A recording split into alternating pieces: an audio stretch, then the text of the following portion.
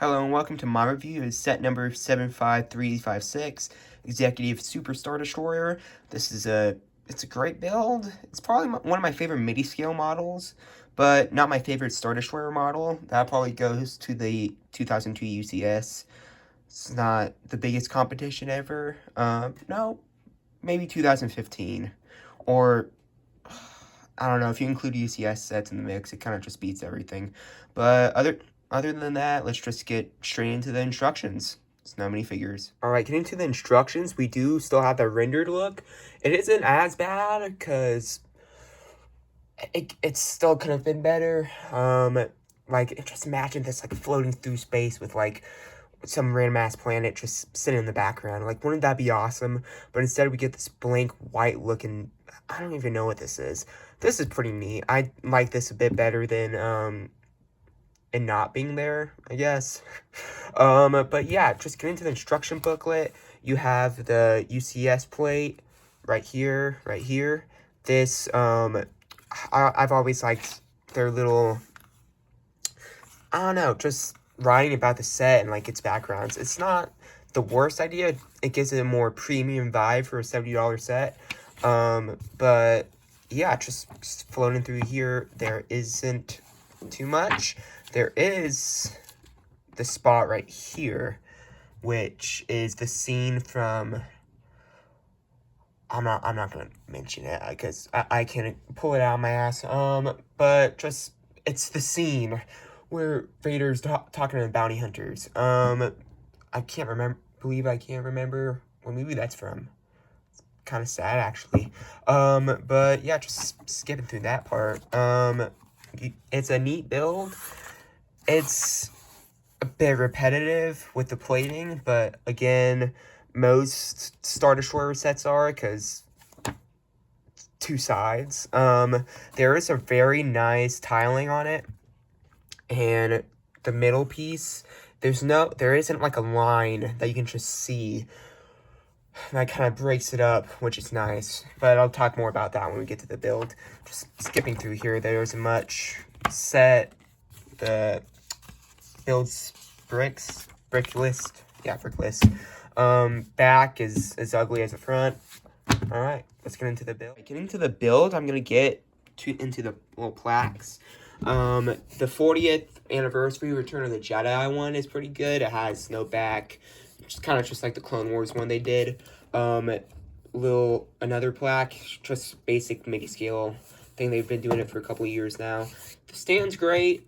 It's removable. It's kind of hard to do with one hand, but you can remove it, and it looks pretty good on its own. This is kind of what this ship would have been back in like 2011, I would say. But yeah, taking that off and looking at the actual ship, it looks pretty good. I love it. It's all closed off. It's nicely tiled.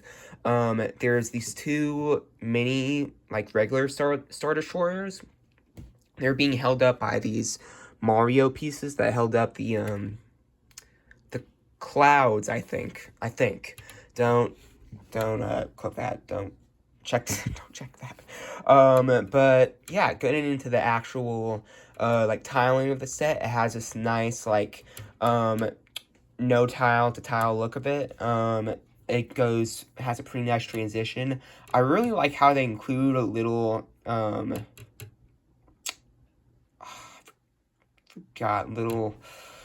they find a nice balance between a model and Lego. That's what I'm trying to say. Like, you can see it's obviously a Lego set because of all these little things, so it's not so slick that you can't just not tell that.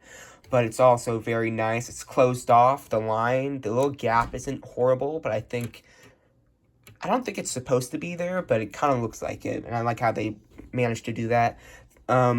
The tiling and sloping of the middle section is really nice. It's detailed. You can obviously see, like, different stuff on it. Just a nice little midsection. I'll say it again. I like how they closed it off. From the rest of the set, it didn't leave any gaps open, but you can kind of expect that because it's for the more premium vibe that they're going with. To the underside of the set, it's pretty simple. It's just a big triangle. There isn't much. I think this is supposed to be like a port, not a port, forget getting everything today. It's supposed to be like a bay area. There we go. Going around here, we have the thrusters, boosters, area. There's, let me count it up. Five. There are 13 on this set, which is a great amount. I love it. I think it's accurate.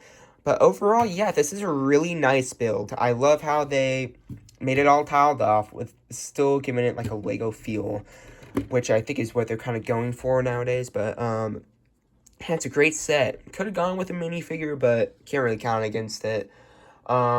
Same thing with like there being no art on the instructions. It's kind of just a look they're going for.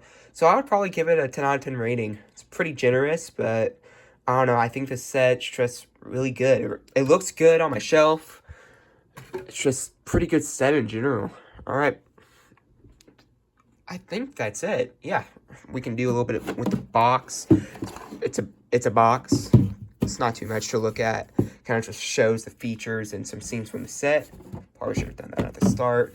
But yeah, this is a pretty good set. 10 out of 10 rating. Yeah, it's been Pokebricks, and peace. Have a good day.